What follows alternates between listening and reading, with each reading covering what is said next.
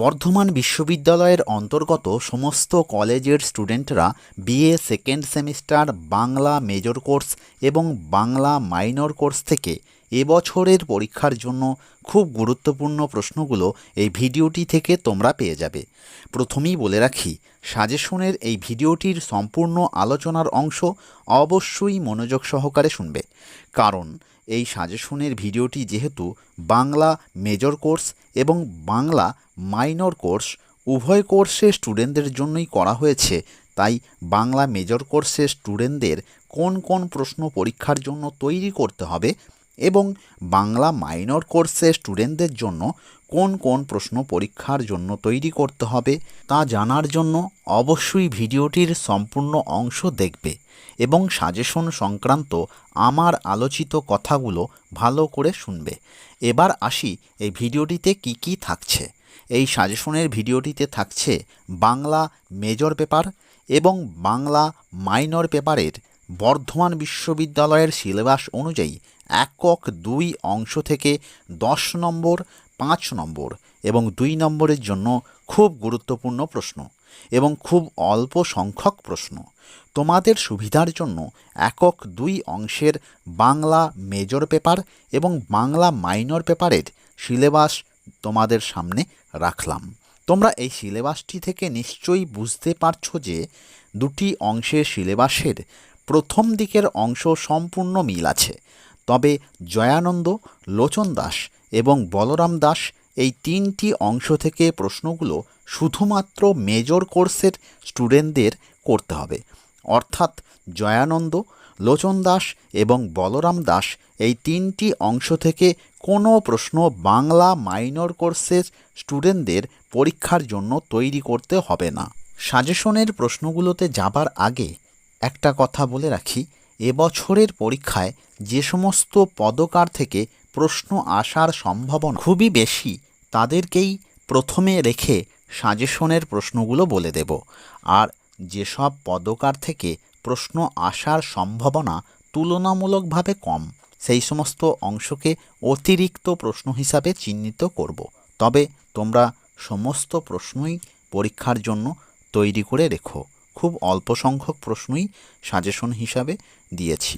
সাজেশনের প্রথমেই আলোচনা করব চৈতন্য জীবনী ও বাংলা সাহিত্যে চৈতন্য প্রভাব এই অংশের কৃষ্ণদাস কবিরাজ এই পদকার থেকে খুব গুরুত্বপূর্ণ প্রশ্নগুলো সম্বন্ধে। কৃষ্ণদাস কবিরাজ থেকে 10 নম্বরের জন্য একটি প্রশ্নকেই বাছাই করেছি, প্রশ্নটি বলে দিচ্ছি, তোমরা প্রশ্নটি শুনে নাও। কৃষ্ণদাস কবিরাজের পরিচয় দাও এবং তাঁর রচিত চৈতন্য চরিতামৃত গ্রন্থের গুরুত্ব আলোচনা করো। এই প্রশ্নটি পরীক্ষায় অন্য যেভাবে আসতে পারে বা এই প্রশ্নটির উত্তর থেকে যে প্রশ্নটির উত্তর লেখা যাবে সেই প্রশ্নটি হলো চৈতন্য জীবনী সাহিত্যে কৃষ্ণদাস কবিরাজের চৈতন্য চরিতামৃত গ্রন্থটির বিশেষত্ব সংক্ষেপে আলোচনা করো। এবার শুনে নাও জয়ানন্দ থেকে গুরুত্বপূর্ণ প্রশ্নটি। জয়ানন্দ থেকে 5 নম্বরের জন্য একটি প্রশ্নকেই বাছাই করেছি। প্রশ্নটি হলো চৈতন্য জীবনী কাব্যের ধারায় জয়ানন্দের চৈতন্য মঙ্গলের স্থান নির্ণয় করো। এবার দেখে নাও লোচন দাস থেকে গুরুত্বপূর্ণ প্রশ্নগুলো। লোচন দাস থেকে 10 নম্বরের জন্য একটি প্রশ্ন বাছাই করেছি। প্রশ্নটি হলো লোচন দাসের চৈতন্য মঙ্গল ও জয়ানন্দের চৈতন্য মঙ্গলের তুলনামূলক আলোচনা করো।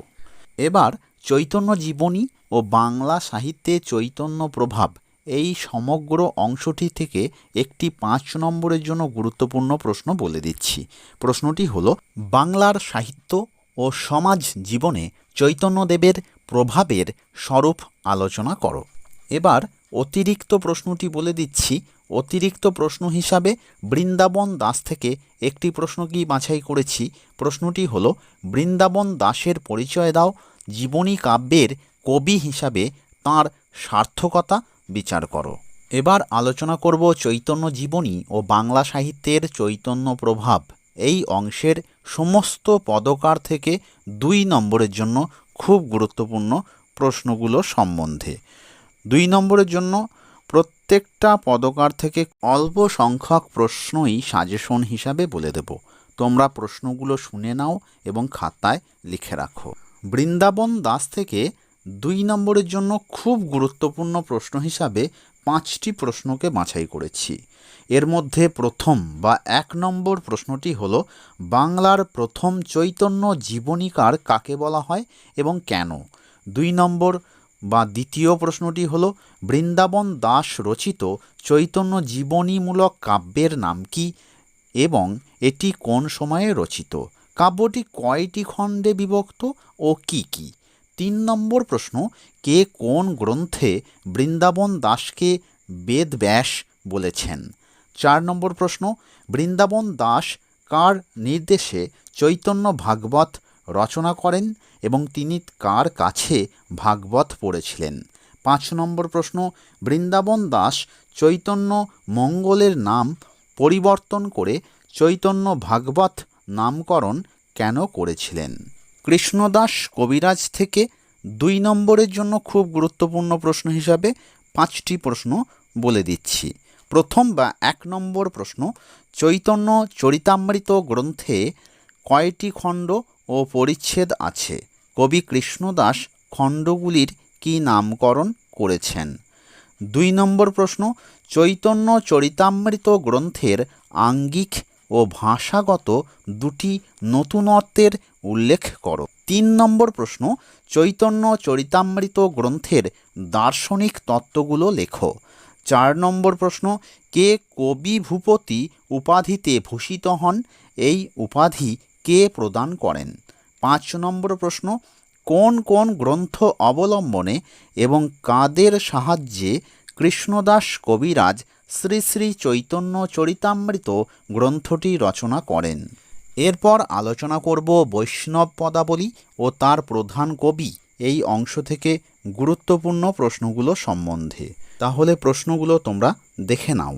চ্যানেলে যারা নতুন তারা বিএ সেকেন্ড সেমিস্টার সহ অন্যান্য সেমিস্টারের কমনযোগ্য সাজেশন প্রশ্নোত্তর পাবার জন্য চ্যানেলটিকে এখনই সাবস্ক্রাইব করে রাখো আর মনে করে ভিডিওটিতে একটা লাইক করে দিও। বাংলা মেজর ও বাংলা মাইনর কোর্সের স্টুডেন্টদের জন্য এই ভিডিওটি অত্যন্ত প্রয়োজনীয় একটি ভিডিও, তাই ভিডিওটি এখনই তোমাদের প্রত্যেকটি বন্ধুদের মধ্যে শেয়ার করে দিও।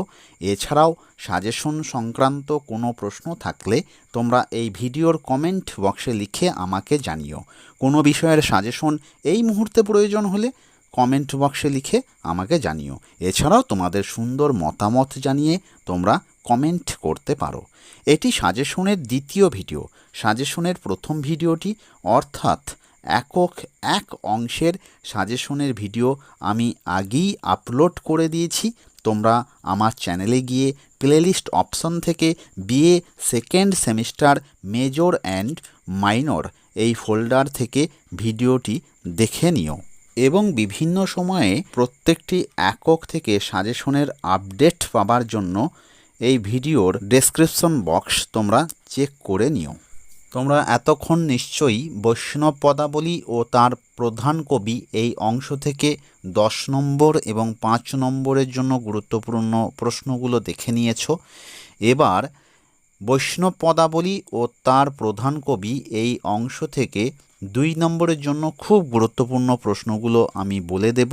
তোমরা প্রশ্নগুলো শুনে নাও এবং খাতায় ভালো করে লিখে রাখো। বিদ্যাপতি থেকে 2 নম্বরের জন্য 5টি প্রশ্ন বলে দেব। প্রথম বা 1 নম্বর প্রশ্ন, অভিনব জয়দেব কাকে বলা হয় এবং কেন? 2 নম্বর প্রশ্ন, অভিনব জয়দেব ছাড়া বিদ্যাপতি আর কোন উপাধিতে ভূষিত হন? 3 নম্বর প্রশ্ন, বিদ্যাপতির পদাবলীর জনপ্রিয়তার কারণ লেখো। 4 নম্বর প্রশ্ন, বৈষ্ণব পদাবলীর কোন কোন রস পর্যায়ে বিদ্যাপতির পদ শ্রেষ্ঠত্ব লাভ করেছে? 5 নম্বর প্রশ্ন, বিদ্যাপতি কোন কোন ভাষায় পদ রচনা করেন এবং কোন ভাষার পদগুলি উৎকৃষ্ট? চণ্ডীদাস থেকে 2 নম্বরের জন্য 6টি প্রশ্ন সাজেশন হিসাবে বলে দিচ্ছি। 2 নম্বরের জন্য গুরুত্বপূর্ণ প্রথম প্রশ্নটি হলো, চণ্ডীদাস কোন মতের সাধক ছিলেন? তার ইষ্ট দেবীর নাম কি? 2 নম্বর প্রশ্ন, পদাবলী সাহিত্যের কোন রস পর্যায়ে চণ্ডীদাসের কৃতিত্ব বেশি? 3 নম্বর প্রশ্ন, মধ্যযুগের কোন পদকারকে দ্বিতীয় বিদ্যাপতি বলা হয় এবং কেন?